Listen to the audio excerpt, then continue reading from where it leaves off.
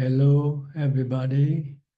Welcome to another Dhamma meeting where we will discuss the Buddhist practices of charity, morality, and meditation. Anyone who is interested is welcome to join.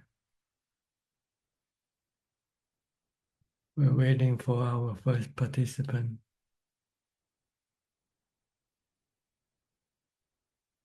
Okay, Alice, you're an early bird today. You're first to join the room. Welcome. Good evening, everybody. Good evening. Thank you so much. I wanted to share tonight with you that I have finally started my meditation practice for half an hour today. So I felt much more peaceful afterwards, and I'm happy that I can start growing mindfulness day by day. Also, I have one question for you today. I would like to know. When you have very bad and negative down emotions where you cannot feel confident in yourself anymore, how can you practice to gain back your energy and start really believing in yourself when moments of doubt occur in your life? Thank you. Like I said, meditation is the best remedy for our bad emotions or bad feelings. So try to do as much meditation as possible, plus mindfulness. You need mindfulness first before you can meditate. Mindfulness is to constantly control your thoughts, not allowing your thoughts to think uselessly or aimlessly. Try to use a mantra such as Bhutto, Bhutto, Bhutto. This will prevent your mind from thinking. See, your bad feelings come from your bad thoughts. When you think about something bad, you get bad feelings. And so what you want to do, if you want to get rid of bad feeling, you have to stop the bad thought by replacing by a neutral thought, such as the mantra Bhutto, Bhutto. So it's good if you can try to practice Bhutto all day long from the time you get up in the morning. As soon as you awake, start reciting Bhutto, Bhutto mentally. And this will prevent your mind to go think about things that will cause you to have bad feelings or emotions. You have to learn, try to do it so that it can become a habit. Then it's easy. As soon as you have bad feeling, you can start using the mantra. But for the beginner, you have to use the mantra a lot as a way of developing the habit of using the mantra. So try to use it as much as possible. When you do something without the need to think, then use the mantra. Like in the morning when you get up, you don't have to think about anything except preparing yourself to go to work or to do whatever you have to do. During this time, you can use Bhutto, Bhutto to prevent your mind from thinking. And just focus on what your body is doing all the time. Keep watching your body action. If you're walking, just know that you're walking. If you're standing, sitting, just know that. If you're eating, just know that. Just stay focused on what the body is doing. Don't let the mind go think about Paris or thinking about, all over the place. Then if you can do this, when you meditate, you can sit for a long time and your mind can become peaceful and calm very easily and quickly. So you need to practice mindfulness first, which you can do all the time, from the time you get up to the time you go to sleep. Maybe you can stop using mindfulness when you have to do to work that requires you to think. If the work that you do requires you to think, then just focus on the work and the thinking of the work only. Don't let your mind go think about other things. Then you will be able to control your thought. If you can control your thought, you can control your emotions, your feelings, and your mind will be empty, light-hearted. You feel easy because you have no bad thought to create bad feelings to oppress you. You feel free. You feel free of emotion, free of bad feeling. So you have to do both. First, you do when you're not meditating. When you have to do mindfulness all the time in your waking hours. And when you have time, you should sit down and meditate. Close your eyes and continue on with your meditation. If you want to use your breath, you can do that. Just keep watching your breath at the tip of your nose. What did you do? What did you use when you meditate? I used a phone app that had some sounds of birds in the background. I see. Okay. Try to use the breath if you can, so that you don't have to rely on external things. Because sometimes your phone might not be working, then you cannot meditate. But you use your breath, you can always have your breath anywhere, anytime. Just keep watching your breath at the tip of your nose, coming in and going out. Don't follow the breath in, don't follow the breath out. Just watch at the point of contact. The air comes in at the tip of the nose, and it goes out at the tip of the nose. So just watch there. If you can stay watching and not letting your mind go think about other things, then your mind can become peaceful and calm very quickly, very easily. But you need mindfulness. You have to be mindful all the time, either with a mantra or mindful of your body movement. Try to do these two things, then you will be able to control your emotions. Thank you very much. I have one more question. When I was sitting in a gathering with my family, I was suddenly submerged by a big pain in my chest, and I started shaking and feeling a lot of anxiety that couldn't pass. It lasted for 2 hours. What can meditation help me to not have this type of emotions anymore? It can at least teach you how to deal with this emotion, these things that happen, by just not reacting to it. Just merely be mindful watching it. Don't try to do anything, because your reaction can cause you more harm than good, because your reaction will be the wrong type of reaction. Because normally you would, when you have something bad happening in yourself, you want to get rid of it. You want it to go away. But sometimes this thing doesn't go away. So the more you try to get rid of it, the more stressful you become. So in order not to be stressful, just not react to it. Just accept it for what it is. Just know that it is a temporary thing. Nothing lasts forever. Sooner or later it comes and goes. And you cannot control it. You cannot tell it to go away right away. So the best thing is not to react to it. But you can also use common sense. If you can consult a doctor or somebody who knows about this thing and how to deal with it, then you can do that. But in the meantime, when you cannot have anybody to advise you as to what to do, then the best thing is just not to react to it. Just accept it. Learn to accept it. Then you will not feel stressful or terrible. Okay. Same thing, use mindfulness. When you can use the mantra Bhutto, Bhutto. When your body start to feeling painful or something, and you cannot get rid of the painful feeling, just recite Bhutto, Bhutto. You will stop the mind from reacting and creating more pain. I see, I understand. Okay. I will try. Yeah. Thank you. Mindfulness is very important key in dealing with your mental issues. If you have mindfulness, you can deal with any mental issues calmly and peacefully. There will be no mental issues if you have mindfulness. The problem is when we don't have mindfulness, the mind starts to creating all types of mental issues for you. Okay.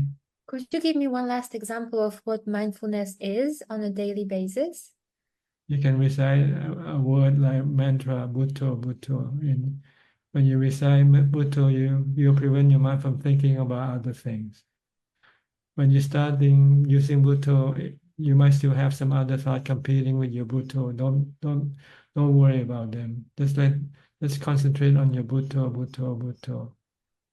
Or if you get feeling tired of reciting Bhutto, you can switch to watching your body movement. What am I doing now? Am I walking? Am I standing? Am I eating? Am I dressing? Whatever you do, just stay with your body action. This can also prevent your mind from thinking about other things. This is what mindfulness is. To prevent your mind from thinking aimlessly, uselessly, harmfully. I see. Okay. Thank you. I hope you can benefit from this if you can practice it. I think you'll find it very beneficial. I'm sure. Don't take it lightly. It's very important tool for your mind. You have to take it seriously. Try to do it from now on, right now, after you finish talking to me, and try to use mantra Bhutto Bhutto, or if you want to watch your body, what my body is doing, and don't think about any other thing that you don't have to think. You can still think about things that you need to think, you need to do, but don't think anything else. Just try to stop your thoughts, and your mind will be less burdened with the bad feelings and emotions that created by your thoughts. Okay? Okay. Thank you very much. Thank you. Okay. Next, Alvin from Malaysia. Namaskar, Ajahn. Ajahn, just a quick question on the wisdom developed samadhi. So the wisdom, when we talk about wisdom developed samadhi, is basically, I would say it's a mundane wisdom, Tanajan. Then it goes to samadhi. Then from samadhi, then we have to develop a higher wisdom. Is that correct, my understanding? No, using wisdom to calm your mind, that's what it means. Sometimes you cannot focus on your meditation object, such as your breath or your mantra, because you're bothered by something. Maybe your sickness, your body, you have some issue with your body that you cannot maybe fix it or something. Like you get cancer or something terrible, and your mind just cannot focus on your breathing or on the mantra. So you have to use wisdom, insight to deal with the situation, to calm your mind down. And you have to investigate the nature of your body, the nature of your sickness. Like if you get cancer, can you do anything about it or not? Okay, it's anatta, right? It's creating painful feeling. It's creating death. And this is something that's going to happen anyway. This is the nature of the body. The body is anicca, anatta. If you try to control it, try to keep it alive, and you cannot do it, then you'll get dukkha. If you don't have to have stress or restlessness or agitation from your sickness, then you have to teach your mind to let go of your attachment to your body, to accept the sickness and be ready to go, be ready to die. Once you can accept that and be ready to go and be ready to die, your mind will then become peaceful and calm. then you can continue on using mindfulness or breathing or mantra to continue on with your mindfulness, with your meditation practice. Any issues, you can use the three characteristics to deal with it, because everything is, they all have the three characteristics of existence, but we just don't see it. We don't want to see it. We don't want to accept impermanent. We don't want to accept anatta, things that we cannot control. We want to control things. We want to keep things forever with us. But when we are threatened with their demise, their departure from us, then we become very stressful because we cling to it. Yeah. But the more you cling, the more stressful you become.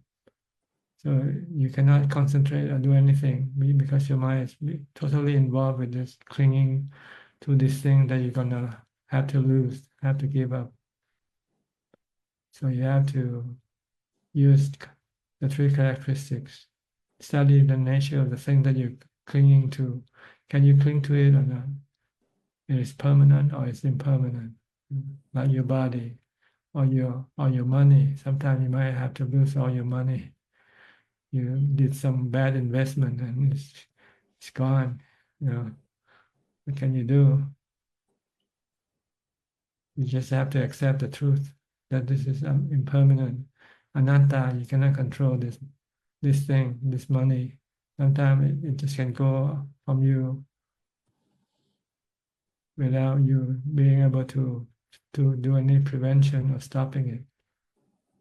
If you don't want to be sad or agitated or disturbed, then you just have to say, okay, everything comes and goes. Everything is anicca. Nothing lasts forever. Everything is anatta, cannot control them. Sometimes you can, but sometimes you cannot. So if you can accept this truth, then you will have no dukkha, you will have no suffering. Your mind will then become peaceful and calm and happy. Say, okay, so what? I don't have them. I'm still happy.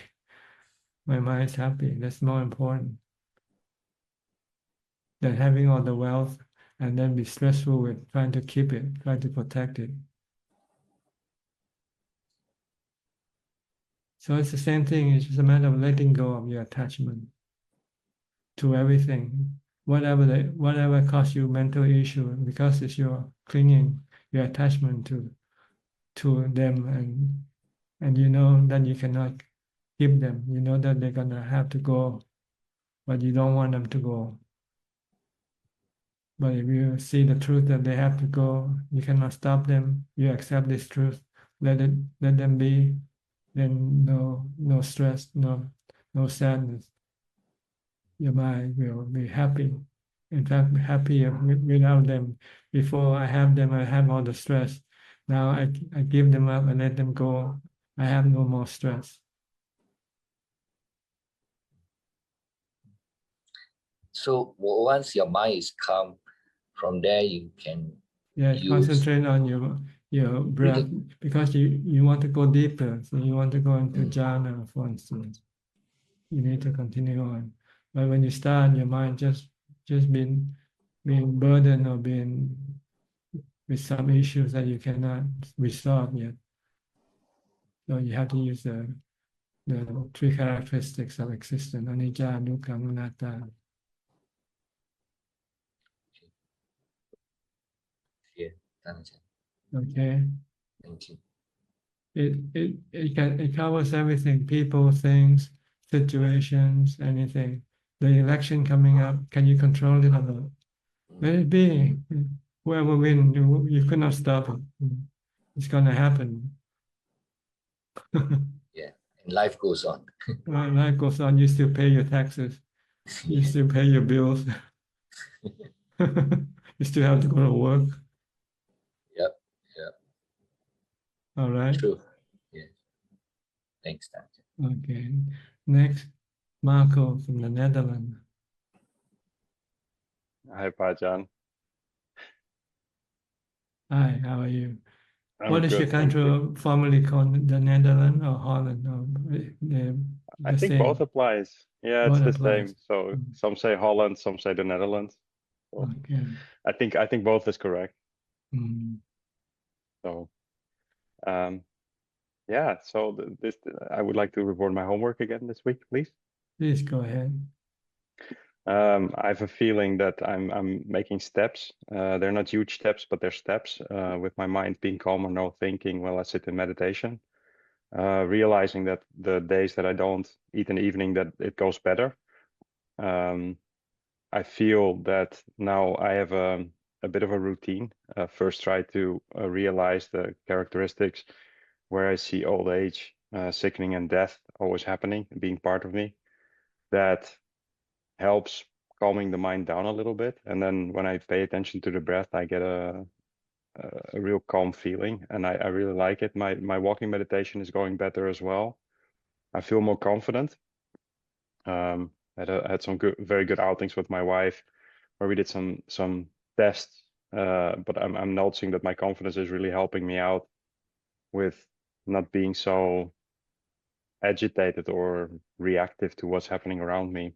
At the same time, one of the side effects, and I think I already said it last week as well, I'm realizing more emptiness, and more emptiness specifically, and this is one that I think I find a little bit difficult, is with my parents. For instance, when I talk to my parents, I notice that I can't really talk in depth with them.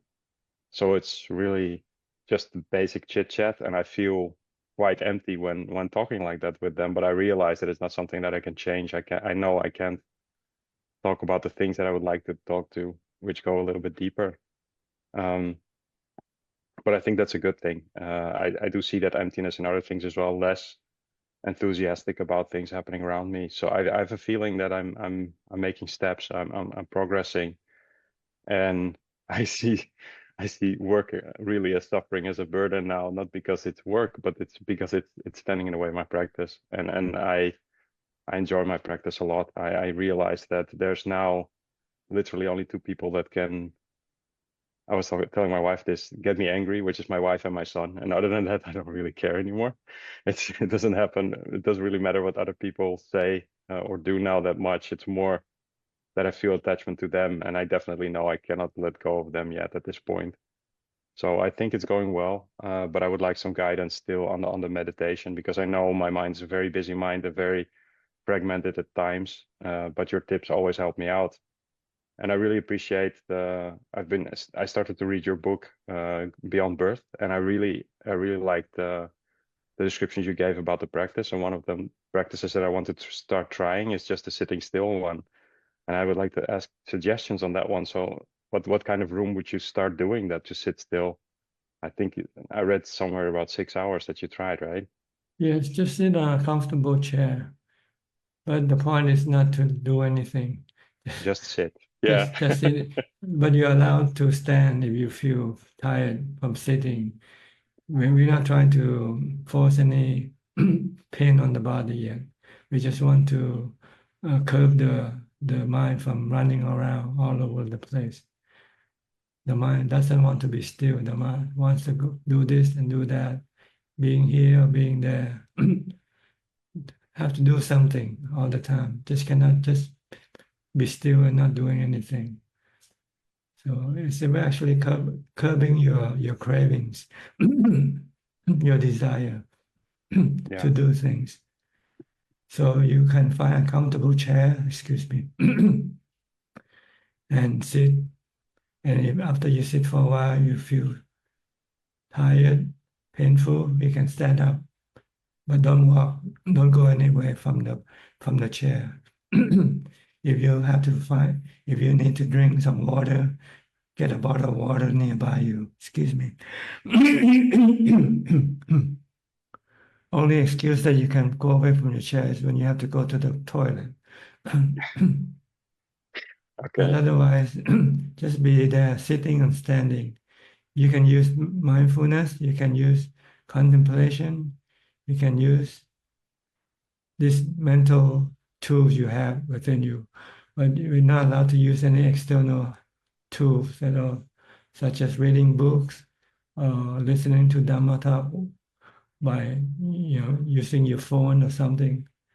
You You just want to use your mental tools that you have, which principally means mindfulness and wisdom, to deal with your craving, your agitation, your restlessness. So you can sit and meditate after you can no longer stand and meditate in standing posture instead. Just do this thing and not doing anything else. Yeah, I realize that what I tend to do is when I'm not walking meditating or sitting meditating, that I try to find indeed chores as well to try to be busy. But I think that also kind of fuels the mind to start thinking about things again. That's why I'm trying, and maybe that's a good idea to do also the sitting still one. Your mind wants to do something all the time. When you don't have anything to do, you start looking for something to do. Yeah. Should I read a book? Should I watch a movie? Or should I have something to eat or something? Always something. We want to curb these activities because they are harmful to the mind, really. The only thing that is beneficial to the mind is being still, being calm, not doing anything. And I have another question for you. So when I was reading your book, when you were starting off with your practice, did you have the feeling that you had too little time in the day to actually do the practice? And with what I mean with that is you were only doing the practice, but still it felt like there was not enough time to do the practice. Yes, not enough time, and also working and meditating is opposing each other. Yeah. So I was meditating, I was working when I started on how to meditate. And I find that when I meditate, my mind is calm, peaceful. But when I work, my mind is restless and agitated. So I realized that if I want to advance in my meditation practice, I have to give up working. So I decided to quit working. And I have enough money to last for about a year working. I'm not working, I'm just meditating. So I say I'll take a 1 year sabbatical from work and start on my meditation practice seriously all day long. Yeah. Yeah, really, it really appeals to me. And then there's, I'm sure it's Lesa's telling me, it's like, yeah, but you have a family to take care of, so you have to worry about your family, so you have to worry about work. That's your problem. See, I was fortunate I didn't have anything. I wouldn't want to say I feel unfortunate, to be honest, but I know what you mean. I'm sorry. Yes, I know what you mean. So one of the other things that I wanted to tell you. So we were talking to a doctor last week, and it was interesting because we were mentioning that we were not specifically speaking about Asupa, but that we're watching a lot of operations. And it was an interesting point that he was making. It's like, yes, because in our education, we actually learn to objectify the body and not to see the body as the body. But there's not the real Dhamma wisdom behind it necessarily. So isn't it true that if it's a doctor who's doing that practice, that he actually, if he had the wisdom, it would be easier for him to detach of the body at that point in time? He has a different objective. See. His objective is to make money from using the body. True. But the Buddha's objective is to let go of the attachment to the body. So it's a different objective. True. We look at the body to find out where am I in this body, for instance. Am I in the hair? Am I in the skeleton? Am I in the heart organ, the lungs? And you come with the answer, no, no, no, there's no me in this organ, in this part of the body. So you can more or less conclude that there's no me in this body. And if you study the scripture, you know that the mind is not the body. The mind is another being. The body is one being and the mind is another being. Connected through the mind,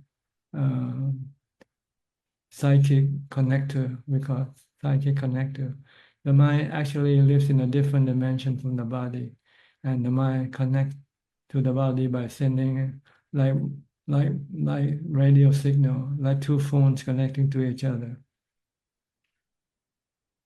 But there There are two worlds apart. One is in the physical world, the other is in the spiritual world. The mind is in the spiritual world.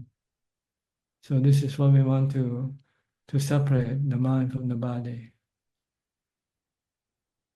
And to know that whatever happens to the body doesn't affect the mind. It's just like two phones. One phone is broken, the other phone is still functioning. It's just that there's no more connection, that's all. I need to get a different phone. Yeah. If you still have the cravings, you want to Then get you a go new buy phone. another phone, for instance. Mm. So how would it be like? Sometimes you hear people that are saying that they feel like they have a different personality. Would that be interpretable as a different mind that would come up, or is it a different? The mind has developed certain trait or characteristics in itself. Some people have special ability in sports, in science, in music. These has something that they have developed in their past lives, and it's retained in the mind because the mind did not die with the body. I'm smiling now because it very often happens that my wife says things to me, and then it's more or less the same as what you're saying me. And we were literally talking about this yesterday. She literally said the same thing, and it's interesting how that comes back. But yeah, I was curious about how when I want to see, and I want to feel that point where you can observe the observer. Well, not really observe the observer, but really let go of the body. And I know that craving that's holding me back at the last point. And I have this feeling that it has to do with fear that I don't want maybe deep inside don't want to see that the body is not me. And I was curious, when is the right time to actually start challenging that, or to find that point? Because I know I was reading your book as well that you did the fear training as well, that you went to the island and then slept on the beach, for instance. Now, that's not really workable for me. But when did you know that you needed to do that type of practice? That you need to check that fear? You know that you have the ability to stop your mind. You should at least be able to have jhana. So once you can stop your mind, then you know when you have fear, you can use at least mindfulness to stop the fear.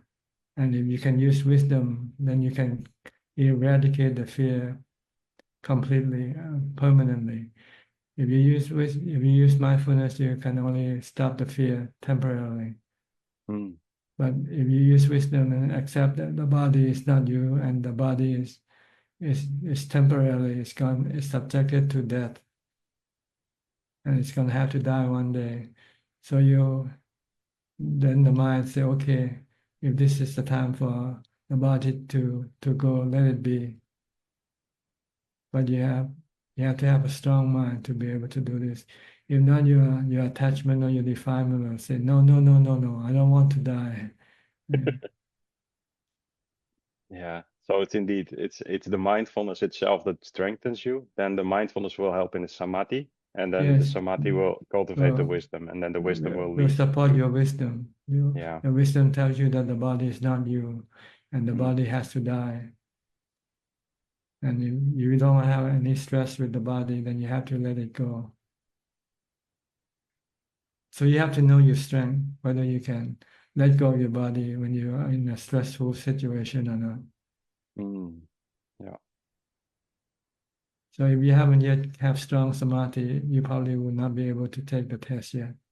That's what I'm thinking too. So samadhi is the prerequisite to the application of wisdom. Yeah. So more meditation. Just keep on going with the practice and make sure that the meditation is happening. I'm doing so in the morning now, and I feel better when I'm able to do so in the morning.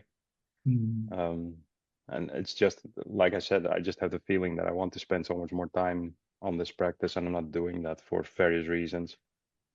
But it should be key. And I notice now that this is my main objective, because it's the thing that allows me to see better. I feel less empty when I'm meditating, which is a good thing, I think. I have another question I was listening to Wangtama Bua's Dhamma sessions in London in 1974. And he had a talk which really inspired me, because it's interesting to hear the master speaking about or to Western people, because they have a different mindset sometimes. And he mentioned that listening to Dhamma talks brings the chitta to at peace. So it allows the chitta to actually take in the Dhamma and feel the Dhamma better. And this is one of the reasons that I like listening to it.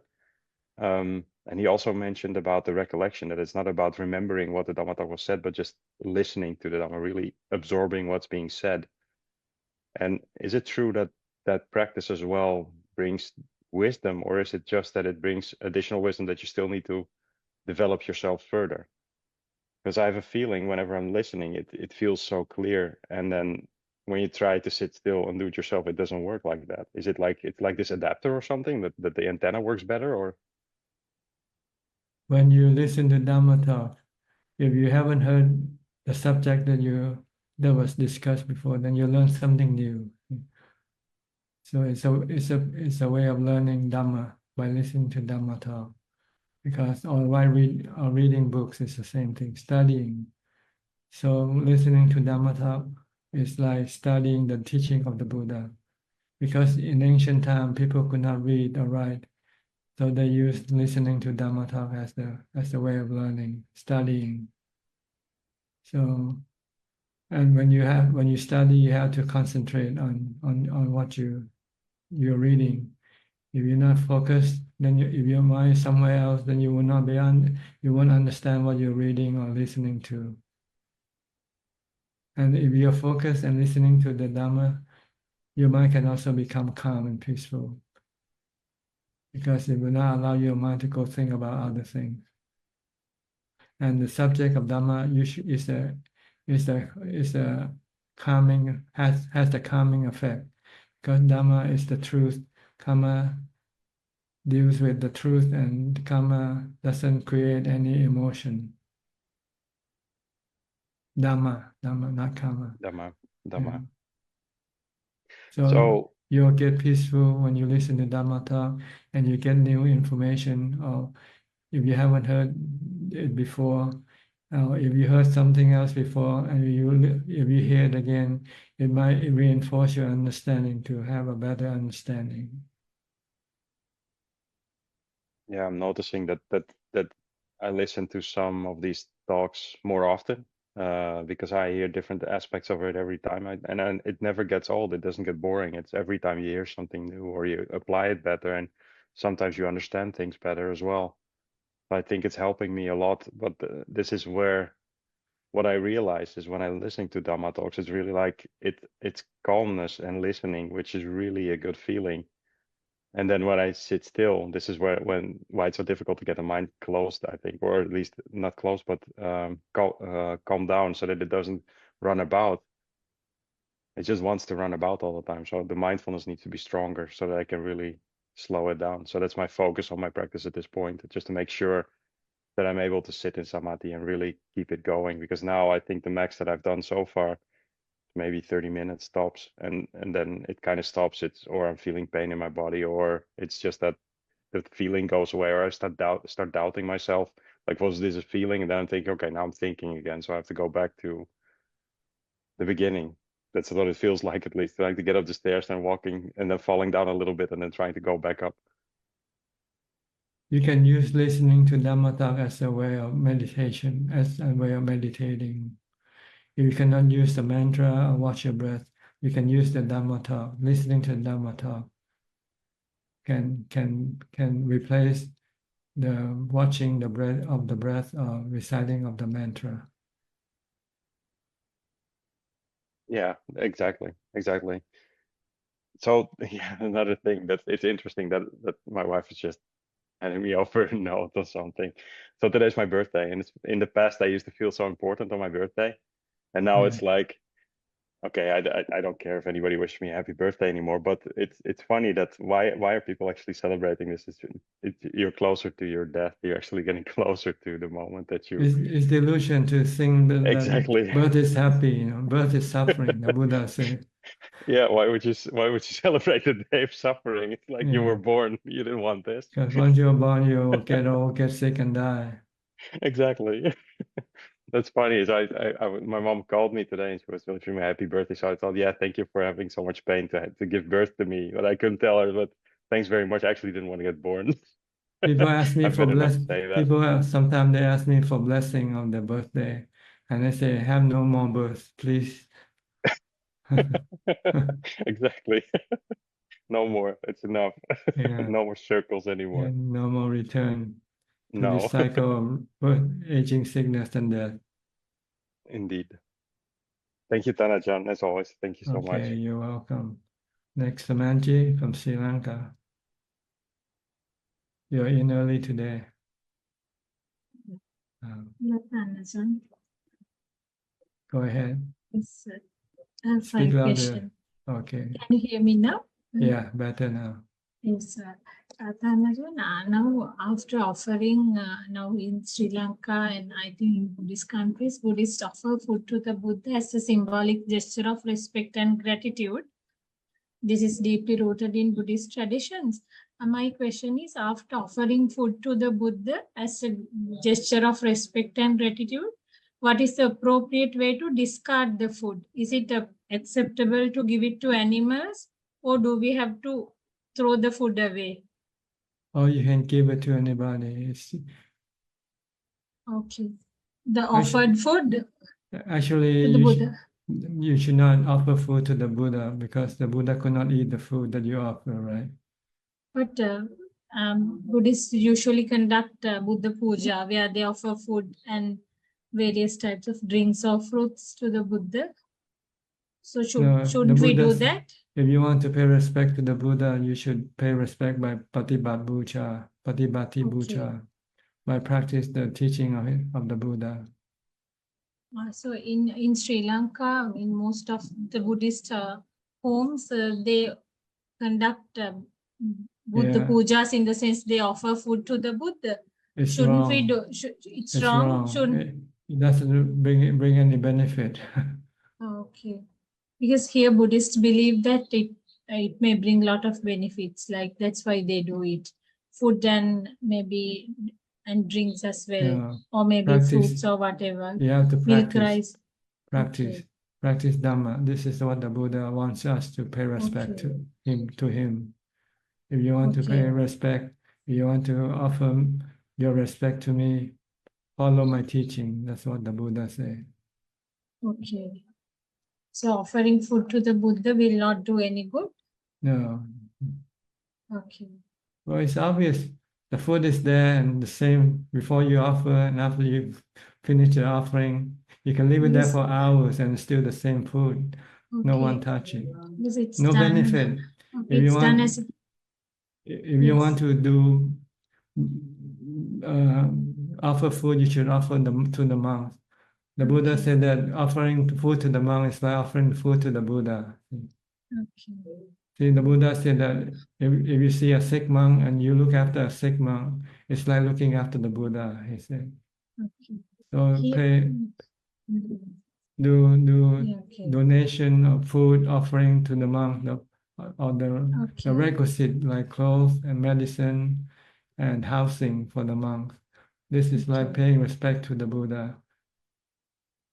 Okay, Ajahn. Here Buddhists do it as a symbolic gesture of respect and gratitude, but still it's not necessary, no?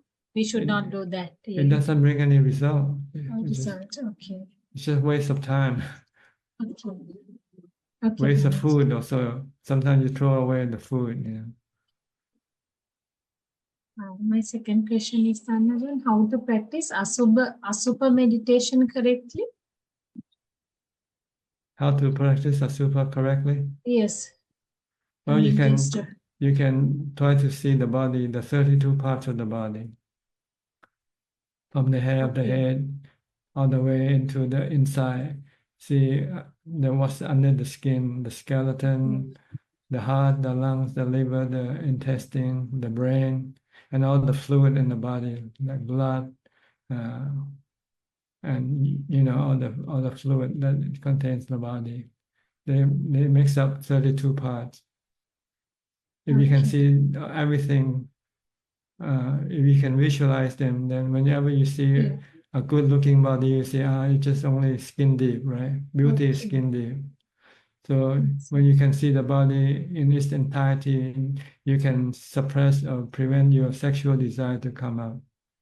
You will have no sexual desire for anybody if you Okay. see what's contained under the skin. The problem is we don't see what contained under the skin. We think it's a block, it's a solid thing. Under the skin is a solid thing. But in fact, there are many parts that we don't see, many not good looking parts inside the body, in everybody's body. So this is to prevent sexual desire from coming out. Okay, Ajahn. When doing meditation, do we have to do the same meditation every day? I mean, every morning, or should we do different types of meditations such as Asupa, Anapanasati, or Metta? First, the meditation has two stages. Meditating for calm, we call samatha bhavana. Meditating for insight, we call vipassana bhavana. But you have to go step by step. First, you have to start with meditation for calm first, before you can go to the next Samatha. step. Okay. Okay. Should we do Metta meditation? Metta is used when you have issues with somebody, like when you try to meditate and you're still angry with someone, and you cannot focus on your meditation. Then you have to use metta, say, you have to forgive the person that made you angry. If you could forgive, then your mind can then let go, and then it can become calm enough for you to concentrate on your meditation practice. Okay.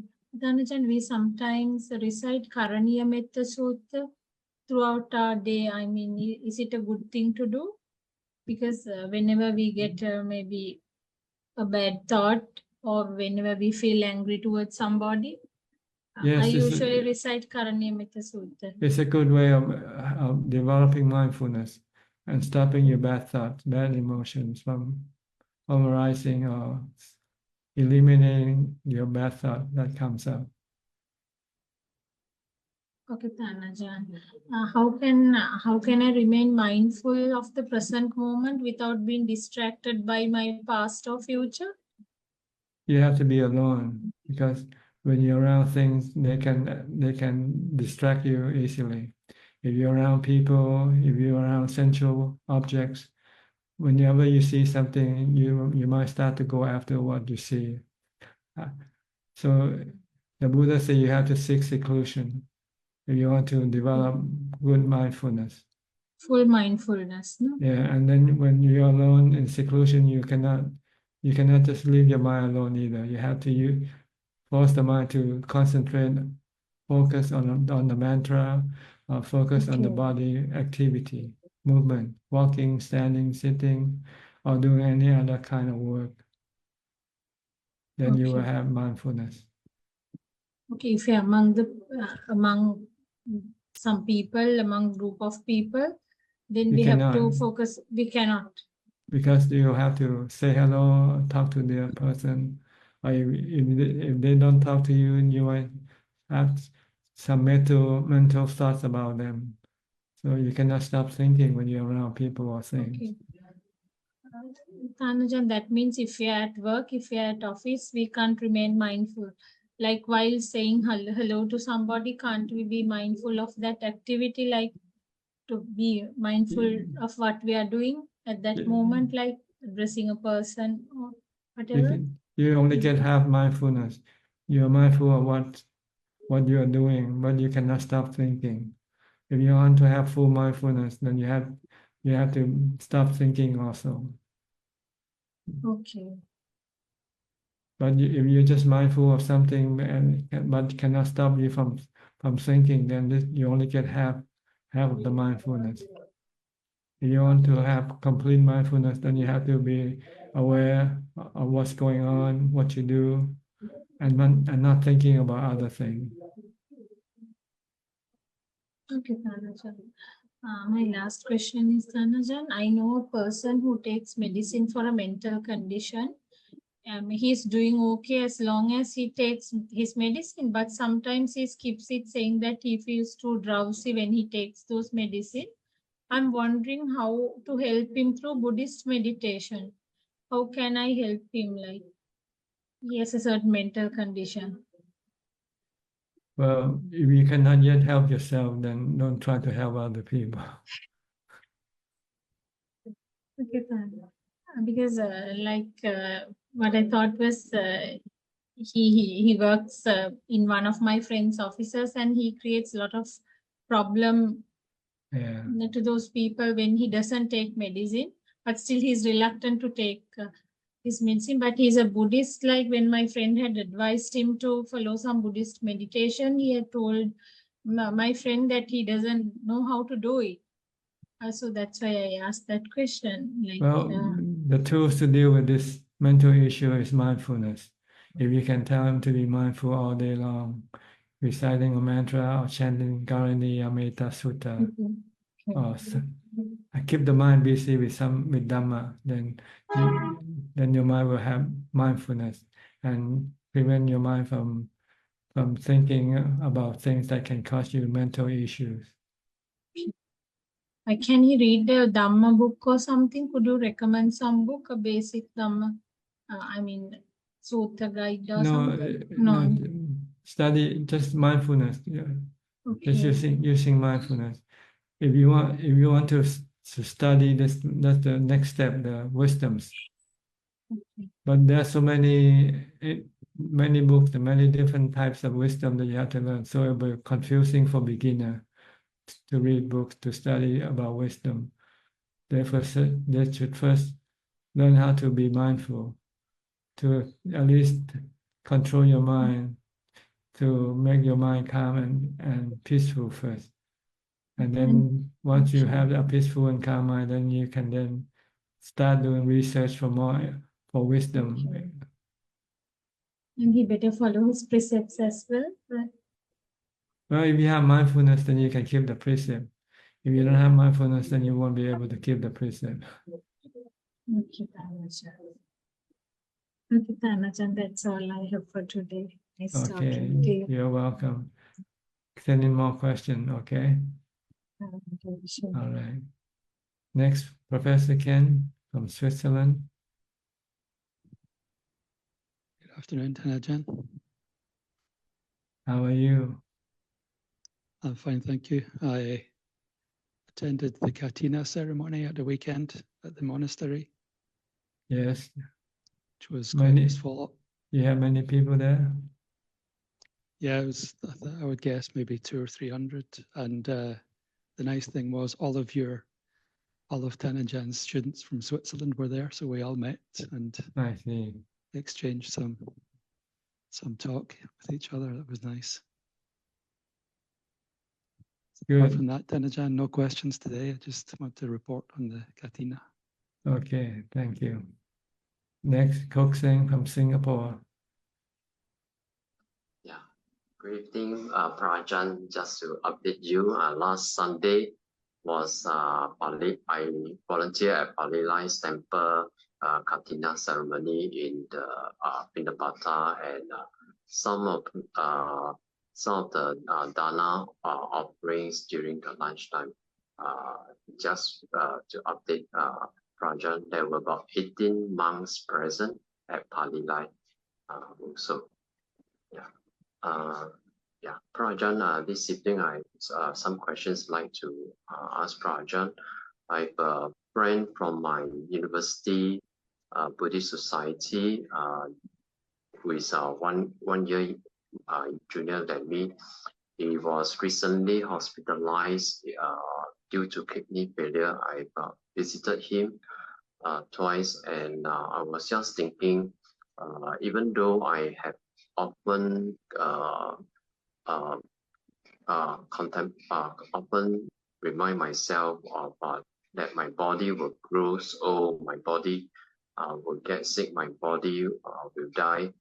So I'm just thinking, how do I use this episode of my friend who is hospitalized now due to a sickness. How do I do the contemplation so that it has a deep impact on me in my practice?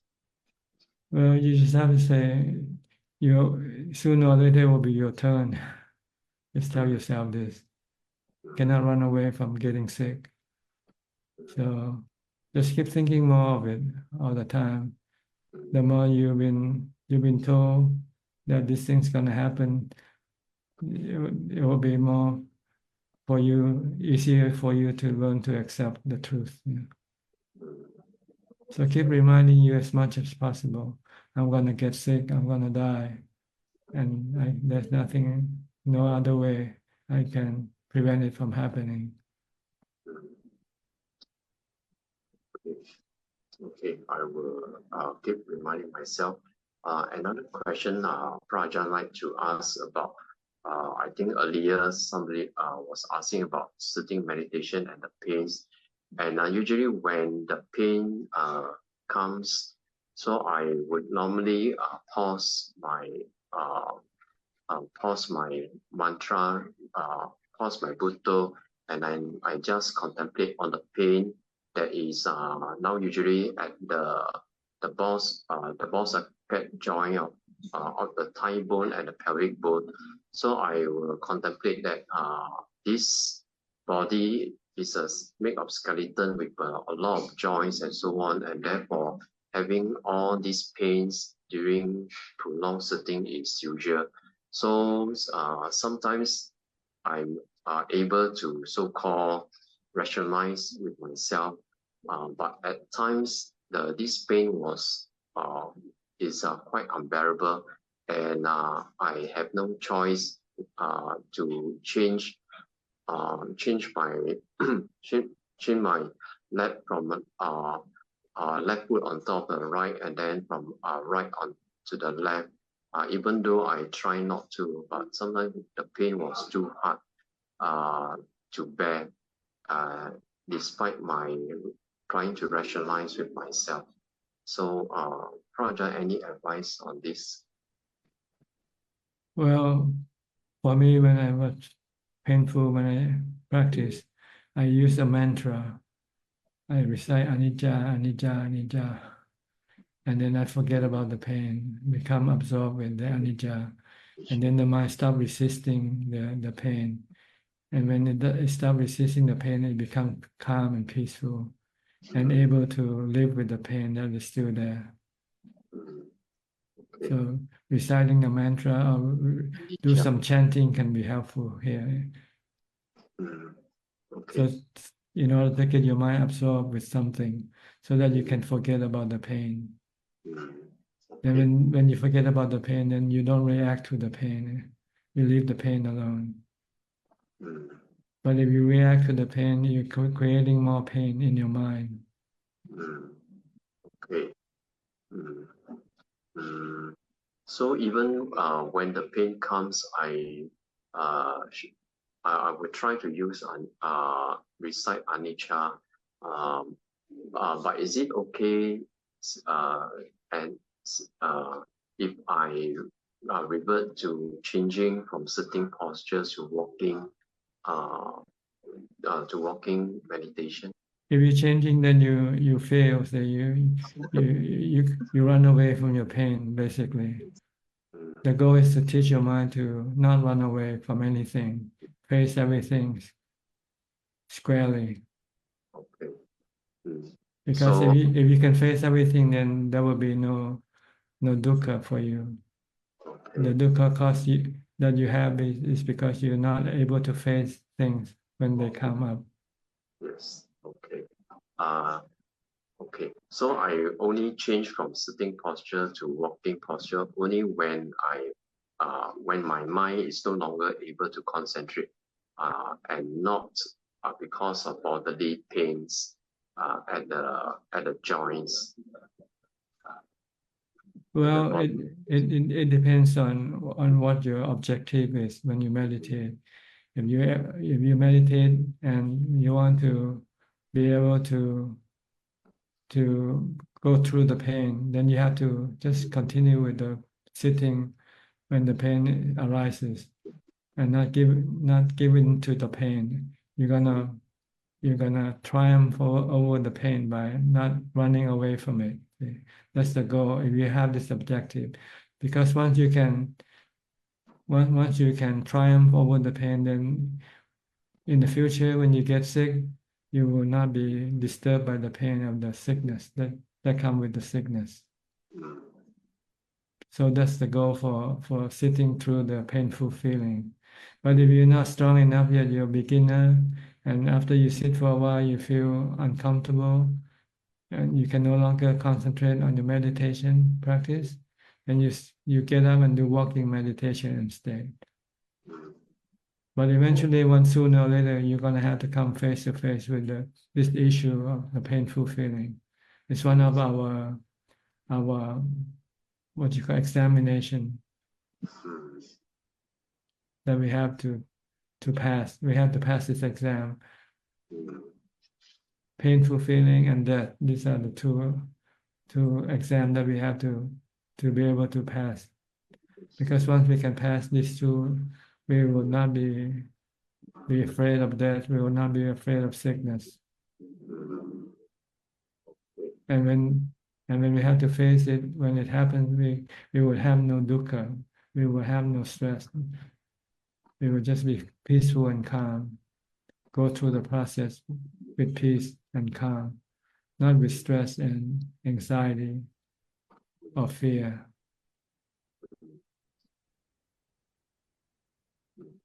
Okay, but if you're not ready yet, then it means your mindfulness is not strong enough yet. So you have to practice more mindfulness before you meditate. Then when you have strong enough mindfulness to stop your mind from reacting to the pain, to death, then you can pass the examination.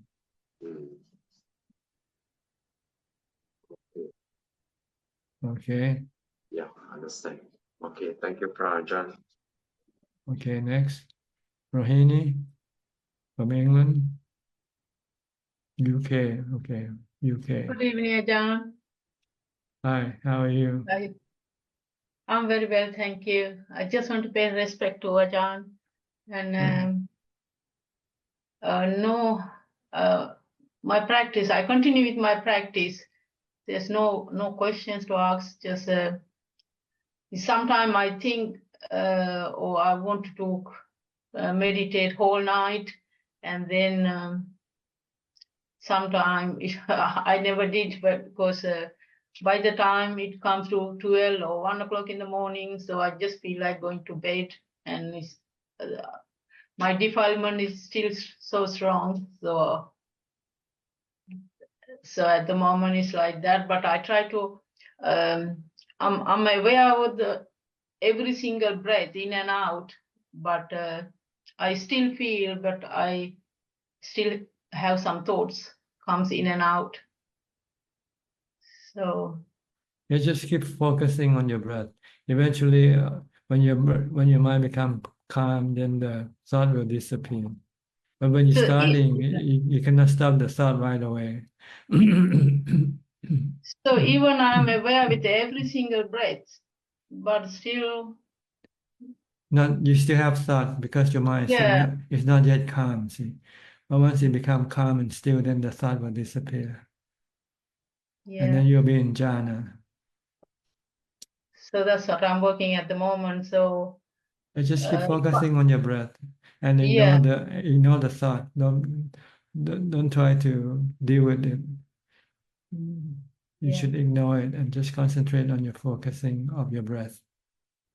If I want to meditate whole night, that means, of course, I can't really keep sitting in the sitting posture whole night. So is it okay if I sit 1 hour and then another hour sitting on a chair? I alternate? Is that? Yes, you can do that. But as long as you continue with your mindfulness practice. Yeah. Because your mindfulness is not strong enough to be able to sit through the whole length of the time. Yeah.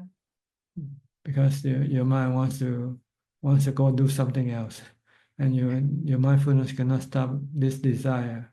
So you have to give in, but you should continue on with your mindfulness practice after you get up, after you change position. Yeah, I keep doing that. Thank you, Ajahn. Thank you very much. Okay, eventually one day your mindfulness will be strong enough to be able to sit through the whole length of time that you Yes, have. that's what my target is. Target is to actually have jhana, but eventually, so I'm working on it. Thank you. You're welcome. Next, Philip from Malaysia. Hi, Tanajan. I mean, everyone has been talking about meditation pain and things. I was about to ask you about this question, but some of it has been answered. It's just an observation that I have over the years that sometimes when I think this is also, I think we don't have to must have any expectation on our meditation. Sometimes when I feel that I'm in the top of my awareness or my mindfulness and things like that, I go into the meditation, and it may not be a good meditation session for when I'm sitting. And sometimes, when I'm like really tired and then my body is aching and and my mind tells me that I don't really want to do this, but I force myself to sit it and grind it through. I get into that calm mindfulness very quickly. So the states of mind is very different in that manner. I mean, I've been lucky that over the years that when I meditate, I don't have a lot of body pains and things like that. But recently, because I think I got ill from flu and things like that, body aches anyway, but I've managed to be able to, just concentrate on the breath and put the pain, the bone pain, the hip pain, and the joint pain at the very, and I think to throw it at the back of the mindfulness of the breath. That's what I get it. Yeah. So. Which is just an observation that I had, that if you don't expect anything from this meditation, right? Sometimes there's non-expectation is it's you can get one of better meditation sessions. Okay, when you meditate, you don't want to expect anything. Correct. You want to concentrate on your mindfulness. So I mean, it could be subtle sometimes. As I say, I mean, I'm going to meditate. Hopefully, this is a good session. Sometimes it's just very subtle. And sometimes it's like, oh my God, my body is painful. I'm so tired. And things like that. But okay, then let's do this. And it turns out opposite. It becomes like one of the best meditation. Yeah. Don't expect the result to be the same all the time. Sometimes you get it, sometimes you don't get it. Yeah. But what you need to do all the time is doing the practice, doing the meditation, and forget about the result from your meditation. Just be happy with whatever you get. But what you have to focus on is your practice. This you have to do if you want to get any result from your practice, whether you expect it or not.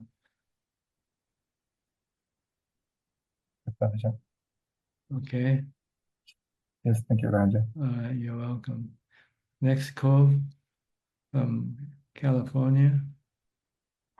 Hello, Tanajan.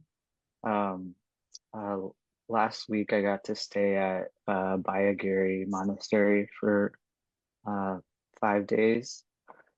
And I noticed that while I was there, I forgot about I left all of my concerns about work and home life, and I barely thought about it. But instead at the monastery, I saw different kinds of mental preoccupations. However, my meditation, I believe, really progressed. And I feel like I want to go back to a monastery very soon. Or is it, is it because it's like this quiet place where you see these preoccupations come up more clearly? Are they the same defilements that just are coming up because? No, when you find something good for you, you can become attracted. And this is not defilement. See? If you find something that is beneficial for your mind and you become attached to it, this is good. We call Dhamma attachment. Dhamma attachment is not harmful like defilement attachment. If you have defilement attachment, what you attach to can cause you painful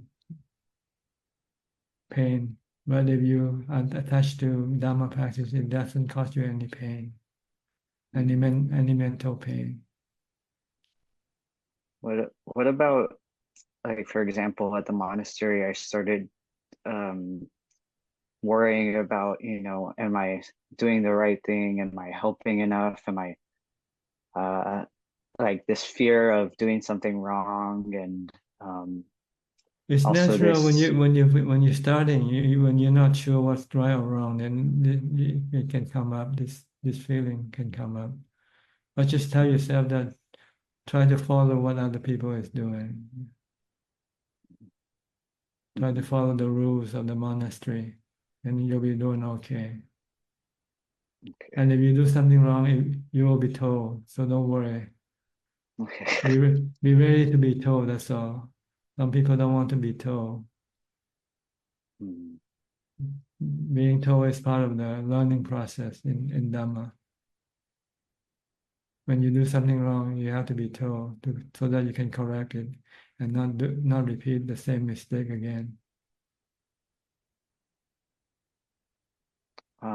What about, I think a lot of people feel this, but feeling like an outsider, that feeling stayed with me for, well, I guess not just in a monastery, but in general. This feeling like an outsider. Is there a remedy for that? Just when you visit this monastery, or just this is how you feel all the time? I think many times I feel like that, but sometimes I think that it helps, to push me to find seclusion. It helps me to go into more secluded places to practice meditation. So I see it as a double, it's maybe that's how your mind works for you. See, your mind prefer being alone, being in seclusion, rather than being with somebody. Then when you're with somebody, you feel like an outsider because you don't fit in. But you fit in when you're alone. So there's nothing wrong with that. okay. Yeah. Okay. Thank you. Yeah. It's sometimes I feel that feeling like an outsider keeps me apart. Good for you. Then because joining people can be troublesome than being alone. When you're being alone, then there's not much problem with people to deal with. But when you're close to people, then you have to deal with them. That's true. So if you prefer to be alone, then it's good. It's a good way to be an outsider. It's beneficial way for your mind, because then you can develop more peace and calm for your mind. If you mingle with people, then your mind cannot become calm. Your mind will have to be agitated and restless. So if you Yes. if you feel like you're an outsider because you can no longer join any group, then it's okay. It means you want to be alone. As long as you are not lonely when you're alone. it wavers, but mostly I'm not lonely. Yeah. If you're lonely, just do more meditation. Meditation can cure your loneliness. When your mind becomes calm and peaceful, your mind becomes happy and contented. So it doesn't feel lonely. It doesn't need anything or anybody. It's true. It's true. Yeah, even at the monastery when people were mingling, I didn't feel like I wanted to, but I felt kind of bad. No, they're not supposed to mingle anyway. Only when there are reason to, like when you have to eat together or work together, then you have to come and join together to do a certain task, But when you have no task to do, then you should be separated and be alone in the monastery. Thank you, Okay. Ajahn. It makes a lot of sense.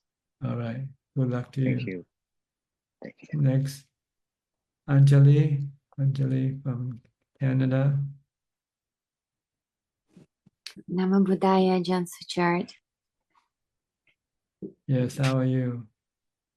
I'm okay. I'm listening to all the questions. I have some follow-up questions, if it's okay.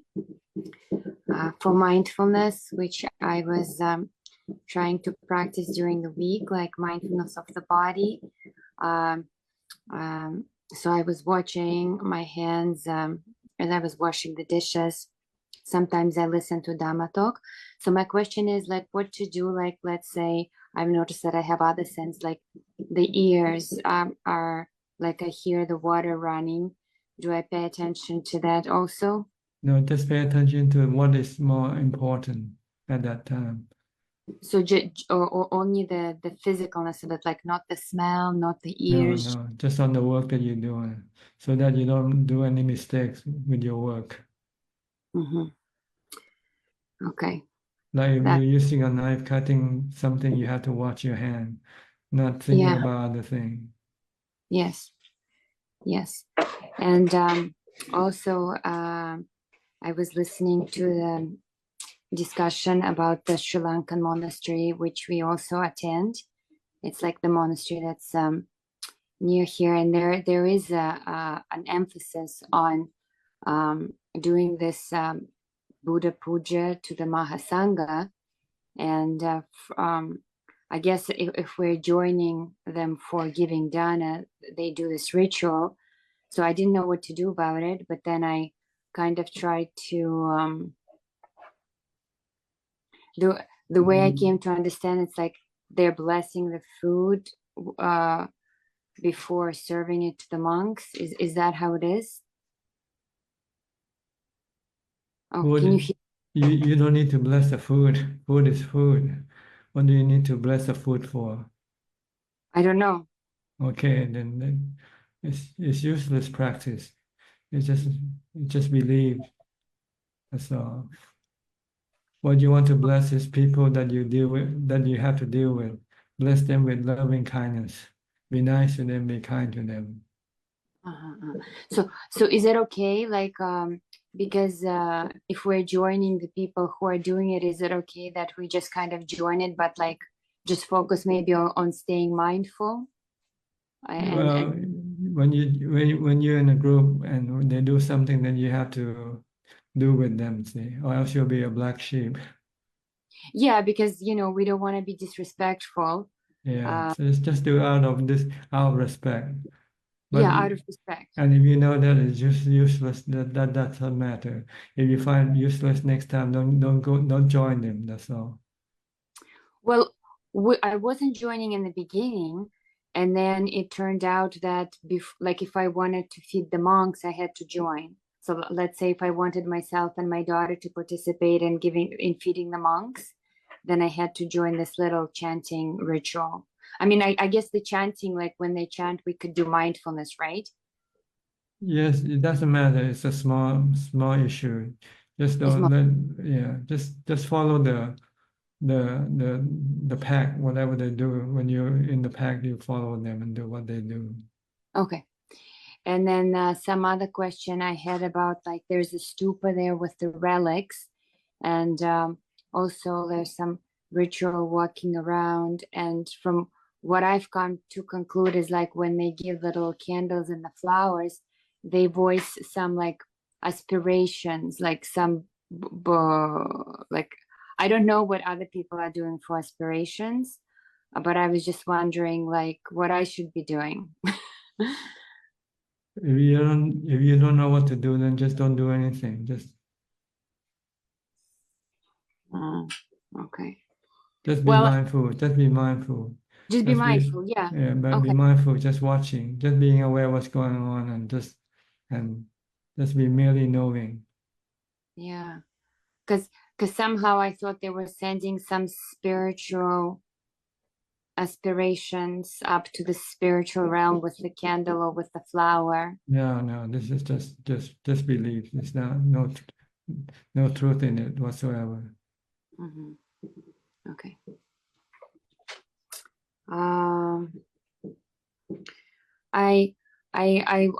Could I share about some progress that happened in my daily life?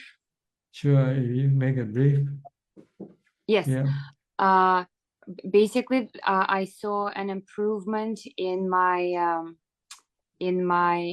like, I tried to separate more, just doing one thing more, and I saw an improvement of staying more calm, like not as much as I would have liked to, but there's still an improvement.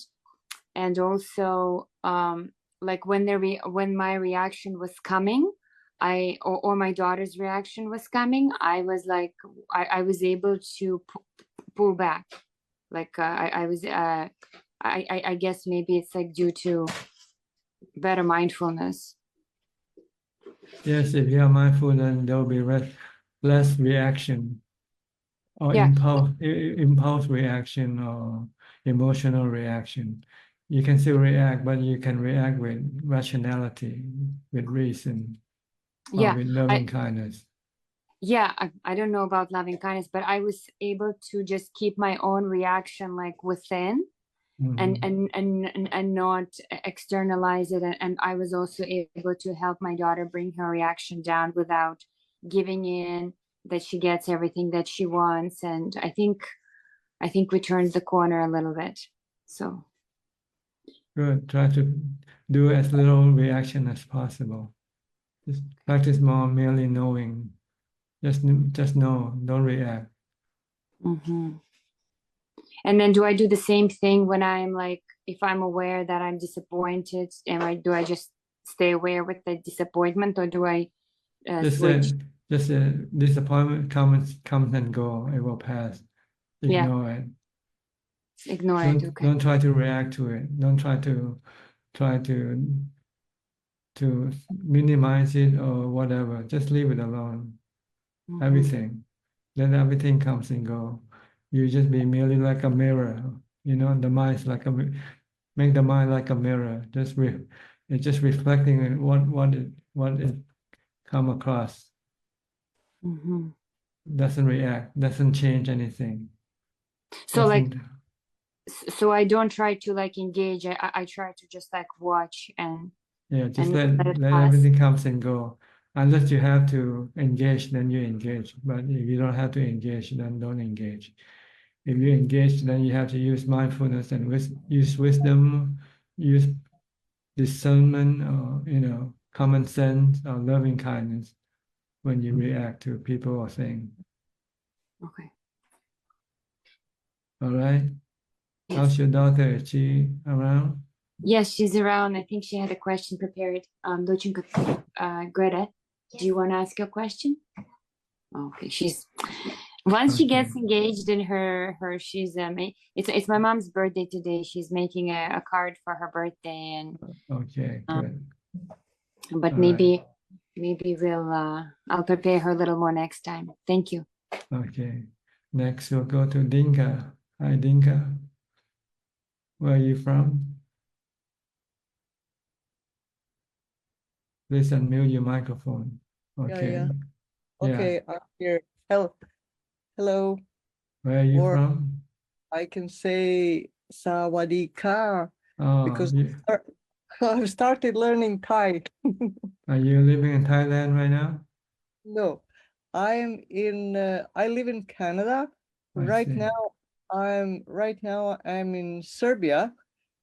This is where I originally come from, ex-Yugoslavia. But Okay. in 3 weeks from now, I'll be in Thailand. And then my plan is to come to your monastery and stay for a week if that works out. Okay, good. Yeah. Do you have anything to ask? Any questions? No, I just wanted to say hello. Okay. Thank you for joining us. Mhm. Next, I'll go to Marsha from Ohio. Hello. Today I have no questions. Actually, I'm very content just with the whole Dhamma talk from today. Just with me merely knowing is good enough. Yeah. It's good enough. Yes. Yeah. Thank you. Good. Okay. Sarasi from Switzerland. Hi, Sarasi. Hello, Ajahn. Good evening. Nice to see you. Okay. Ajahn, I have one question. It's with regard to samadhi in the Eightfold Path. Does it refer to concentration achieved through only through jhanic states? Yes, Right concentration? right concentration is the fourth jhana, really. That's what it is. So you can get ubekha or equanimity, which will make the mind peaceful, content, and happy, and then able to resist any type of defilement that might come up later when you have to deal with it with wisdom. Okay. So just focus on your breath when you meditate. It will lead you to the fourth jhana eventually. Okay. Okay, it refers to jhanic concentration. Okay, that's Yeah. what I want to. Okay. They call concentration or absorption. Jhana sometimes is translated as absorption. Okay. The mind is being absorbed with it, with the meditation subject. Mhm. Can't we have samadhi without jhanic states? Purely through contemplation? No. No. Okay, Tanajan. Thank you very much. You're welcome. Thank you. Next, I wish you good. Nining from Indonesia. Yeah, Ajahn.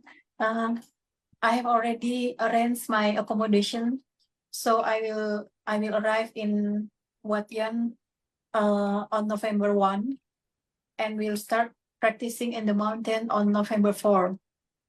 So today I have a question. Ajahn said that the givers will still get merits.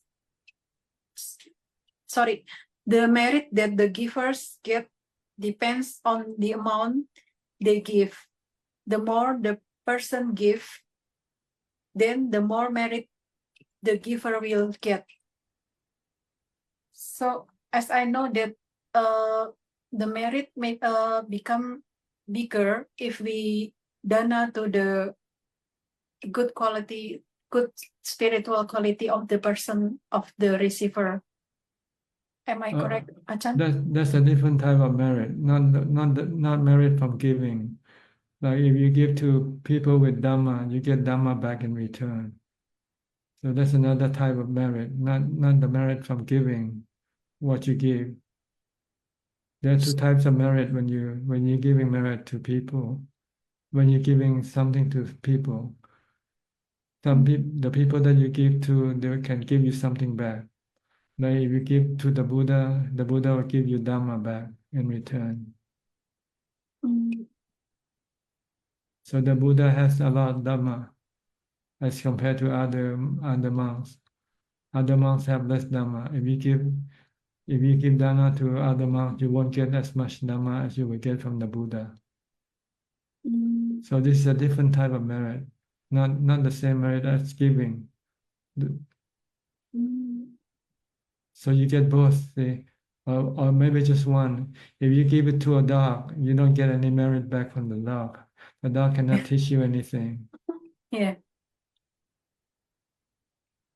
Okay, So that's understand? yeah. So Yes. that's why we have to do good deeds many times.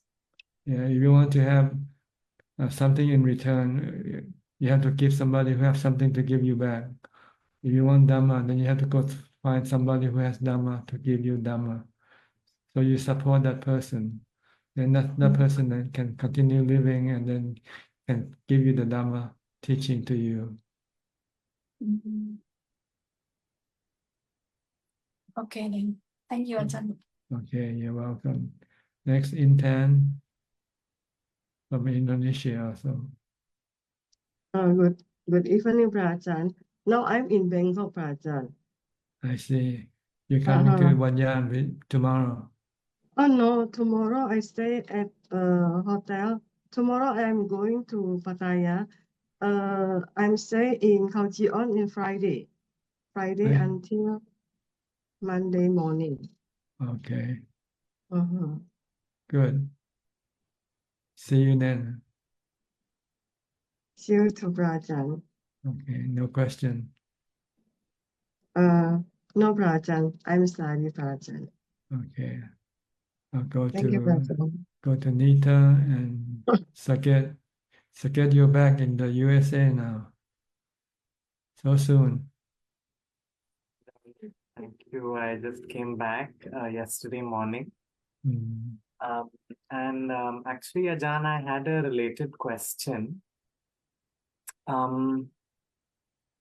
I was there for a couple of weeks with my mom and taking care of her health, and she seemed to be doing much better. However, and so I came back as per plan. However, this morning I saw, some more messages that her health is still a little on and off. And I feel that my family members may or may not really get how to help her.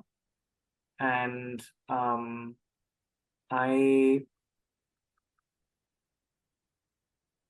I wonder whether I should, how much should I be involved in her healthcare? We hope to go back at the end of this year or so, anyway, or early next year. But any guidance, Ajahn, that you could provide? As much as possible. The more, the better. She's your mother. She looked after you before. Now it's your turn to pay back, to return the favor. So the more, the better, if you can. Thank you, Ajahn. Okay. Anita, you have any question? I had one question, Ajahn. So my practice has been, well, I was actually doing a self-retreat almost when Saket's not here. But I'm noticing that when I am meditating, I do feel groggy sometimes. I do doze off sometimes when the mind becomes really calm. And I would request some advice on how to be more alert during sitting meditation. You have to practice mindfulness before you meditate. When your mindfulness is not strong enough, when you meditate, you can become sleepy without knowing it because you lose your mindfulness. So you have to develop more mindfulness during the daytime, before, and after when you're not meditating. Mindfulness is an important tool for meditation. Because if your mindfulness is weak, then you won't be able to achieve any result. So you have to develop more mindfulness. From the time you get up, you can start doing mindfulness practice right away. Reciting a mantra, if you like, or keep watching your body position or posture. What is the body posture now? Standing, sitting, walking, or lying down, or doing something. Just keep watching the body. This will develop this. This will make your mindfulness to become stronger, so that when you meditate, you will be a lot more alert than without this practice. Okay. I will try more mindful. Yeah, try it. It's simple, but it's hard to do because we don't like to be mindful all the time. We like to be mindless. We like to think and think and think. And you rightly say the work and the meditation are so opposite. When I'm working, it's like there's so much of stress goes on in the mind, and the mind is constantly working. At the end Yeah. of the day, when I sit for meditation, I'm like, maybe I'm just so tired. And then my mind doesn't want to think much, and I get calm, and then I get sleepy. That's right. So working is not good for meditation. So you have to do your meditation on your day off. When you're not working, then you can then concentrate more on your mindfulness practice. Weekends are Okay. much better. Yes. All right. Thank you, Ajahn, for the You're guidance. welcome. Next, Gek Yen So from Penang.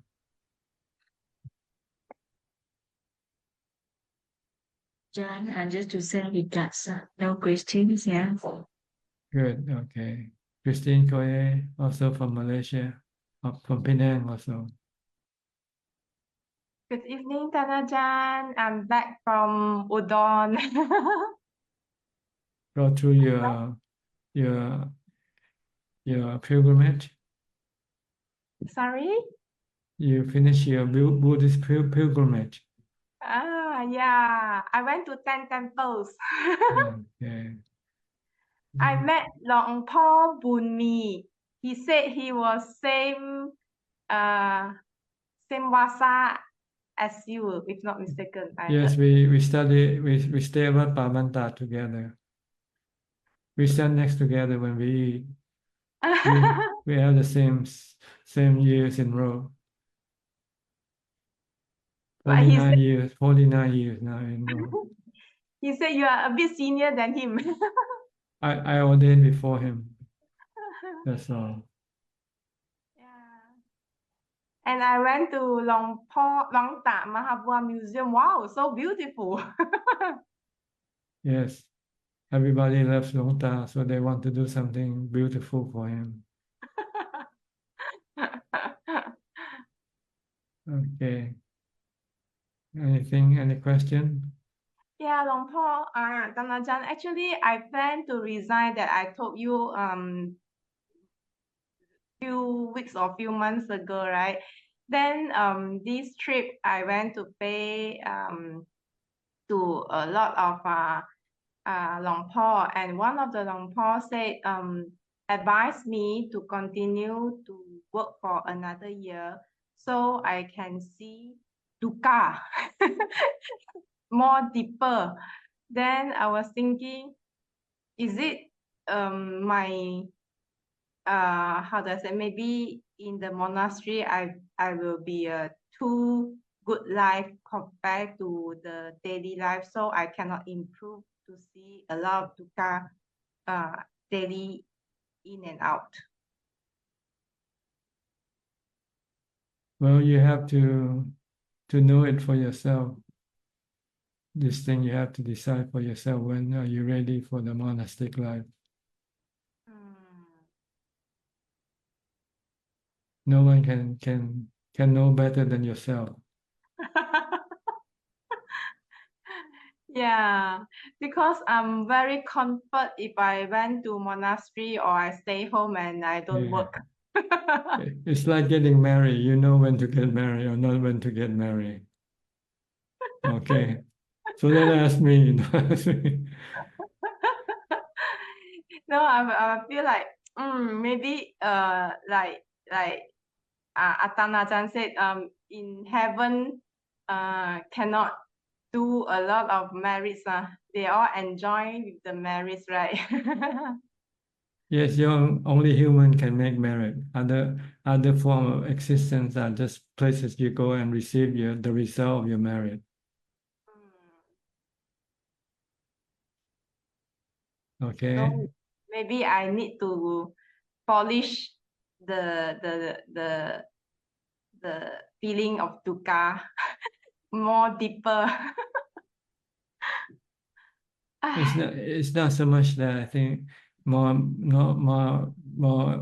in what, if you're able to live in the monastery or not. I think that's the more important issue. Can you live a monastic life? I used to stay for 2 to 3 weeks at one shot.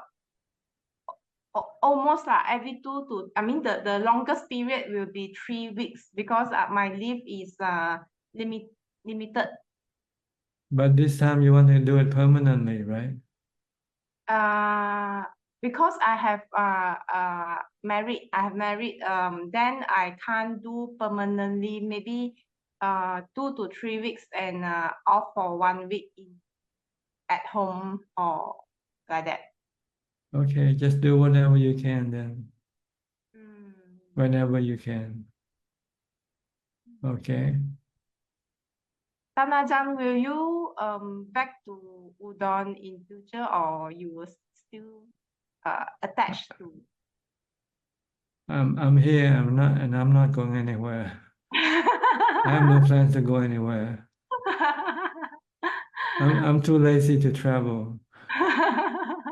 I'm happy staying put. True. Very tired. I went to 10 monastery, very tired. Yeah, The trip is yes. very tired. Yeah. I saw Long Tak Kuti in Long Po, Bunmi there, the temple there. Quite Okay. nice inside. Okay, thank you, Ajahn. Good evening. Thank you. All right. Next, Indira. YSP are working, attending to Good his morning from Toronto, Ajahn. patient. Yes, he just went because he was here all this time, but just went. Yes. Ajahn, I just have one question. Actually, somebody was asking, at the time of death about letting go of your body. So I'm just wondering, do you really have to be a once returner or a sotapanna to really detach from your body? Because then you don't have sakkaya, which is the self-identity view, right? So you don't have that attachment to the body. Is that right? Or Yes, you have to have the right view, which is that the body is anicca anatta. See. yes. So for the sakkaya to be away, that means you have to be a stream enterer at that point, right? At the time of death. Not at the time of death, at the time when you become a stream enterer. Yes.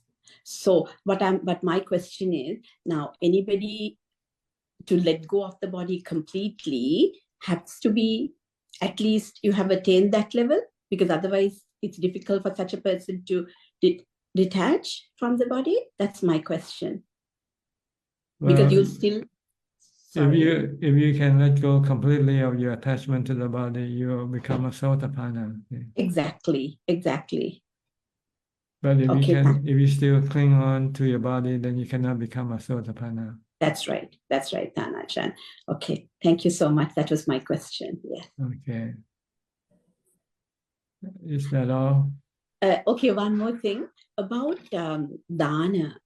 Somebody asked the merits of dana. I just remembered something. Correct me if I'm wrong, Ajahn. When Buddha's stepmother, Mahaprajapati Gautami, came with a robe for the Buddha and offered it to Buddha, Buddha kept saying for her to offer it to the Mahasangha, saying that it's more meritorious for her to offer it to Mahasangha. Then in this sutta called Dakshina Vibhanga Sutta, he kind of 1, 2, 3, 4, 5, I can't remember how many, we all would know, but he said the levels of merit you acquire when you offer first to Mahasangha, then put things, and then last to the animals, something like that. Is there a amount of merit you acquire when you give dana, Ajahn? No, the merit you give is the same, but the benefit that the people that you give to can vary from their abilities. If you give to the Sangha rather than to an individual monk, the Sangha can perform more work, continue on with the Buddha's teaching. Okay. If you just give to the one individual, when that individual died, then everything's gone. Yeah. That's right.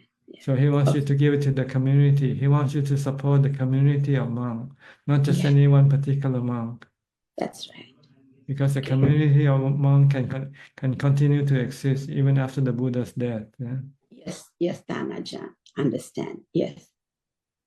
Okay, so that's what it means when you give to somebody or some people. If you want them to benefit, to do more good things, then you have to choose the people that are doing good things. Yes. Yes, I understand. Yes.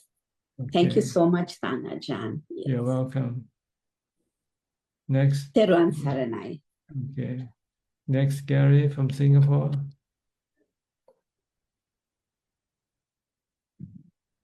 Good evening, Ajahn. I'm here just to listening. No questions. Okay, I'll go to Aparachita. You're in late today, or you just didn't come in quick enough? No, I tried to log in while listening, but I was still driving and stuck in traffic. But then I came home and now I logged in again. So yes. Okay. How are Just you? listening. Yes, I'm well. Thank you. All right. I'll go to Belinda from Singapore. Good evening, Ajahn. I'm Yeah. well. And how are you, Ajahn? Good. Thank you. So no question from you either. I'm just lazy to talk. Okay, good then. Good, Ajahn. Go to Sulan. Sulan. Yeah. Hello, Ajahn. Nice to see you. How are you? Good. Good to see you too. Good. Yeah. Oh, I have a question. Which is, I wonder, like, how is it that though sometimes we have conflict with people, and then is it because of past karma? That's why the relationship with certain people wouldn't be that good. I think it's more on the present karma than the past karma. What you do or say to a person can affect your relationship toward that person. See? Oh, okay. Then how can we rectify or make the relationship better? The Buddha said use loving kindness. If you want to maintain a good relationship with people, you have to practice loving kindness. Metta, Karuna, Mudita, Ubekha, actually. The four Brahma Vihara. Okay. Yeah. Your past karma can cause you to either like the person or not like the person. Maybe if you see a person and you like that person, it probably means in your past life you must have liked that person before. So when you see that person again in this life, you still have that like toward that person. The opposite is true. Sometimes you see someone and you don't like that person. It means that in your past life you probably didn't like that person and also. So it carries over to this life. But as far as maintaining your relationship, it depends on how you maintain it, with love or with hate. If you have love, then you can maintain a long relationship. But if you have hatred, then that relationship can be very brief. Then how can we have metta? By being kind, being nice to people, to the person that you're dealing with, and forgiving. Oh, then what happens if, let's say, the people around you also thinks that this person is not good, and I should distance from the person? Well, you have to to study that person, to find out exactly whether he's good or bad, not because somebody else says so. Mm. If you find him to be bad, or you find that person to be bad, then okay. If you can separate from that person, then do it. But sometimes you might not be able to do it right away. So you might have to take time to deal with this disengagement.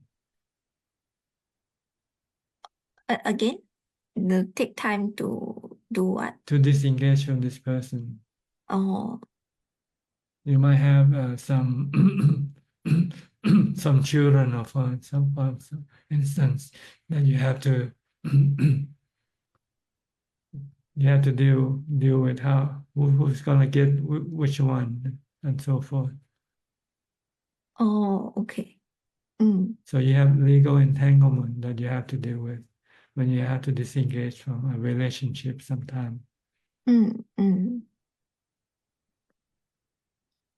But don't listen to people because they say this person is good or bad. You have to prove it for yourself first, whether this person that you engage with is good or bad. Then if it's bad, then you should then disengage from that person. Mm. Oh, sometimes good, sometimes bad. Like not everyone is always good or always bad. Then it's up to you whether how much you want to, how much you can take the bad and the good from that person. Oh yeah, that's true. Sometimes life is a compromise, right? A little bit good, a little bit bad together. You cannot have either one. Yeah, yes. So as long as you can deal with the bad and enjoy the good, then maybe you don't need to disengage. Okay. All right. All right. Yeah. Okay. But you can also be part of the problem. So you can eliminate your part of the problem by being nice and kind. Okay.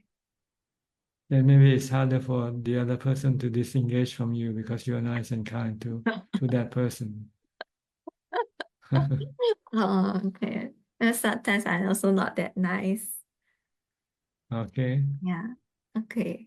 All right. Good luck to your relationship, whoever you are with. If you want it to last, then practice loving kindness and compassion. Okay. Yeah. All right. Okay. Thank you, Ajahn. Go to Nura and Ramya. You just came in. Hi, good evening, Ajahn.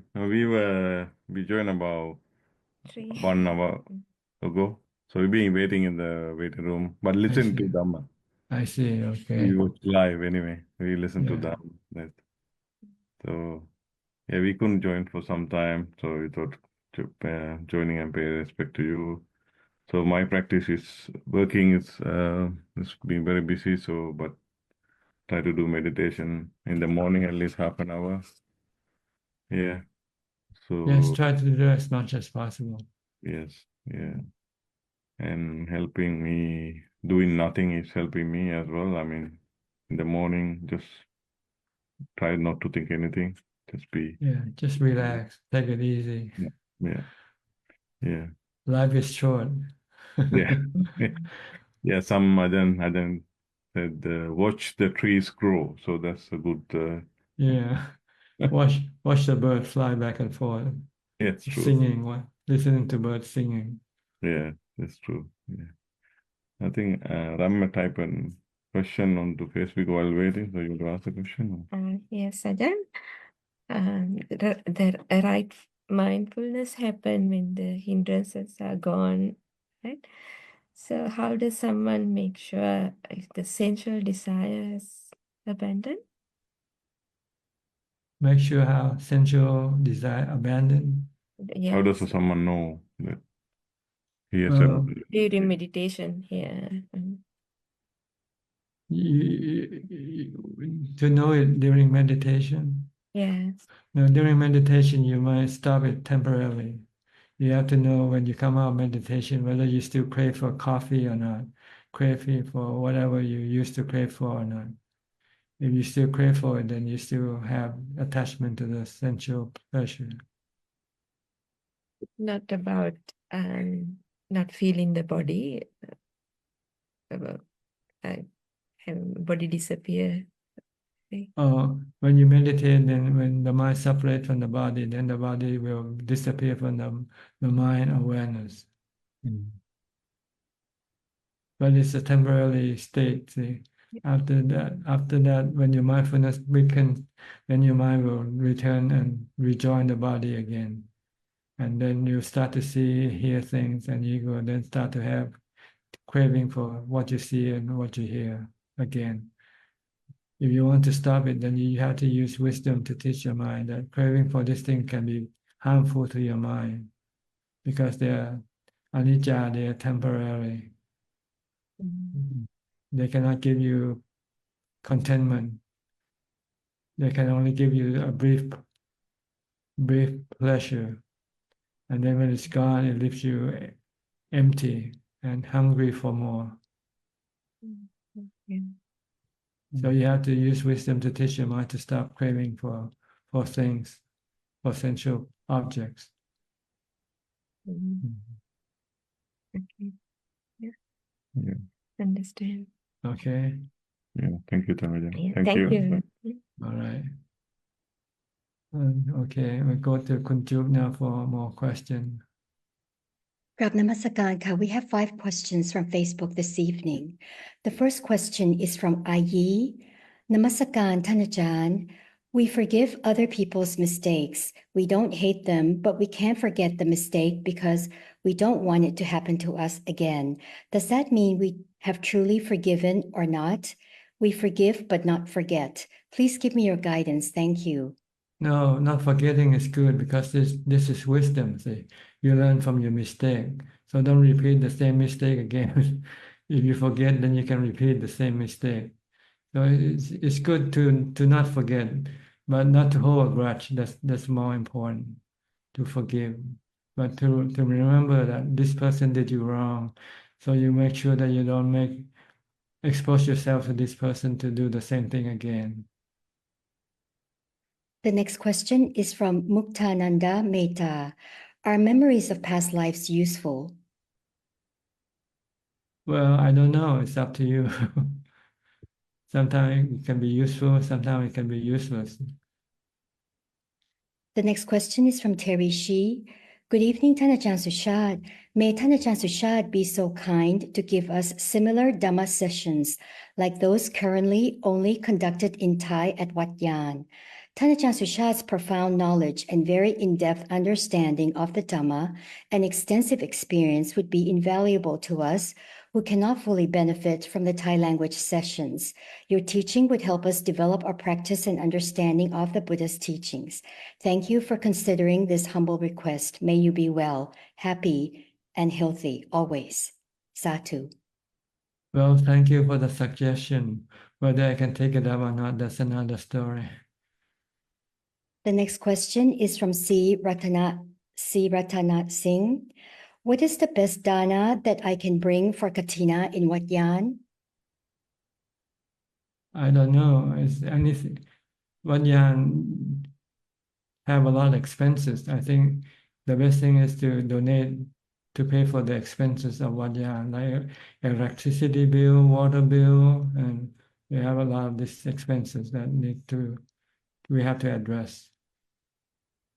And the last question is from Hai Eng Yu. How do our karma energies or consciousness determine our future parents? They don't determine your future parents. You don't know who your future parents will be. It's like rolling the dice, you know. You don't know which one it's gonna come out when you roll the dice. Okay. That is all, Ka. That is all, Ka. That is all. Okay. That is all the time we have. Okay, for tonight.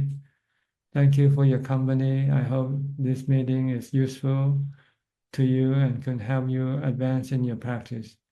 In the meantime, please stay safe, be mindful, and keep on practicing. And if all goes well, I'll see you all at the same time next week. Thank you and goodbye. Thank you, Ajahn. Thank you, Tanajan. Thank you, Ajahn. Everyone. Yeah, means Thank you. good night, everyone. Thank you. Good night, everyone. Bye.